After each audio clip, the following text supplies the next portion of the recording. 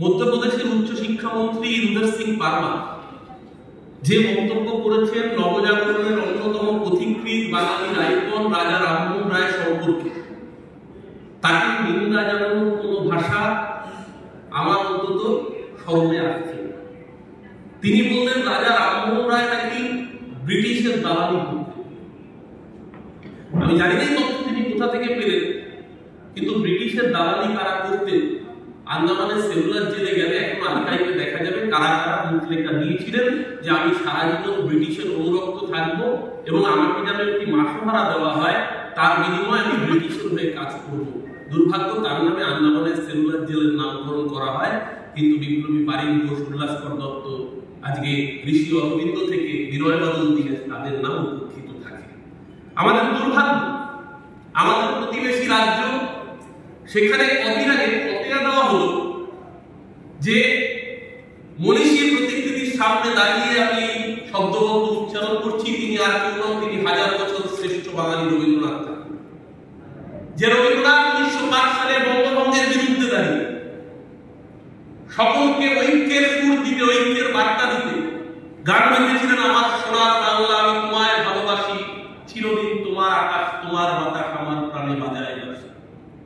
রবীন্দ্রনাথের আমার সোনার বাংলা গান গাওয়ায় হুঙ্কার এনে এফআইআর করা হবে, কারণ ওখানে কি পাশের একটা দেশের জাতীয় সঙ্গীত। দেশটা তৈরি হলো নবগঠিত ভাবে 1971 সালে, আর গানটা লেখা হয়েছে 1905 সালে, মানে রাম জন্মানোর আগে রামায়ণ লেখা হয়ে গেছে। তার জন্য এফআইআর করা হবে, কেন রবীন্দ্রনাথের গান গাওয়া হয়েছে। একভাবে কর্ণাটকের একজন সাংসদ বিশ্বেশ্বর কারি, তিনি বললেন জনগণ নাকি জাতীয় সঙ্গীত হওয়াই উচিত নয়। ঠিক করে দেবে তারা কোনটা জাতীয় সঙ্গীত হবে আর কোনটা জাতীয় সঙ্গীত হবে না। বলছেন ইংরেজদের বন্দনা করা হচ্ছে। প্রতিনিয়ত কখনো রবীন্দ্রনাথের উপর আক্রমণ, কখনো রাজা রামমোহন রায়ের উপর আক্রমণ, কখনো ঈশ্বরচন্দ্র বিদ্যাসাগরের মূর্তি ভেঙে দেওয়া, নিরন্তর চলছে এই সাংস্কৃতিক আগ্রাসন, এই সাংস্কৃতিক আধিপত্যবাদ। যারা এই কাজ করছেন তাদের উদ্দেশ্যে বলবো, বাঙালিকে নিয়ে ছেলে খেলা করবেন না। এই বাঙালি যদি ব্রিটিশকে তাড়াতে পারে, আপনারা কোন ছাড়। আমি শুধু আমাদের পুরসভার একটা ঐতিহ্য আছে, আগে কলকাতা মিউনিসিপাল গেজেট পেল। 1977 সালে প্রথম বাংলায় প্রকাশিত হয়, তারপর থেকে 78 সাল থেকে নিয়মিতভাবে পুরসভার যে পত্রিকা, সেই পত্রিকা প্রকাশিত।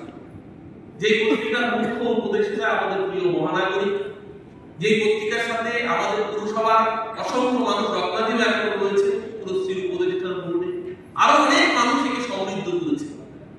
পুরশ্রীর পক্ষ থেকে অসংখ্য সুন্দর সুন্দর আর্কাইভ, আমি হাতে যেটা রয়েছে পুরনো সেই দিনের কথা, এখানে স্বাধীনতা সংগ্রামের ইতিহাসটাও বহু জায়গায় পুরশ্রী তুলে ধরেছে।